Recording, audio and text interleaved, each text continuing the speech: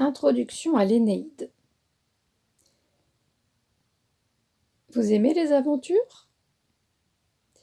Vous vous souvenez de la guerre de Troie, des péripéties que rapporte Homère et qui concernent le retour d'Ulysse dans son île d'Ithaque. Vous croyez tout savoir sur cette période historique tourmentée où les Troyens survivants mais vaincus furent emmenés en esclavage par les Grecs, loin des ruines fumantes de leur ville. Sachez cependant que tous ne subirent pas ce sort affreux. L'un d'eux, Énée, réussit à s'embarquer de nuit avec son père Anchise et son fils Iule, qu'on appelle aussi Ascagne, et quelques compagnons. Ils ont réussi à fuir, libres, les malheurs de Troie. Cap sur l'inconnu, ou plutôt sur un pays merveilleux, loin au-delà des mers.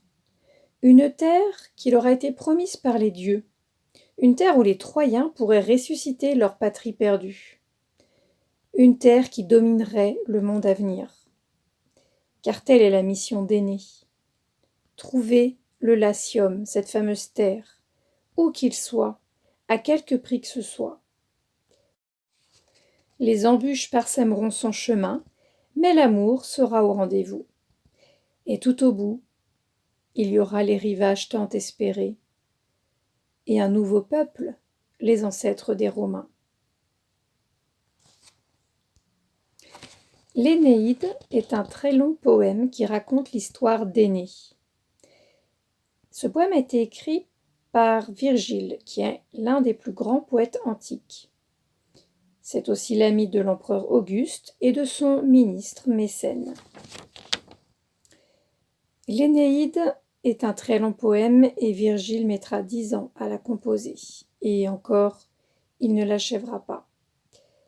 L'Énéide représente en effet un énorme travail de préparation, un projet très ambitieux, puisqu'il s'agit de créer une œuvre aussi éternelle et parfaite que celle d'Homère. Virgile ne choisit pas au hasard son héros principal. Énée serait un ancêtre de Jules César, qui prétendait descendre de Vénus.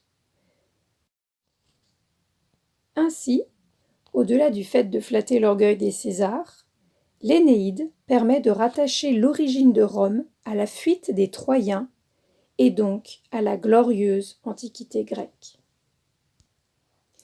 Si vous êtes prêts, nous allons donc découvrir quelques extraits des livres de l'Énéide.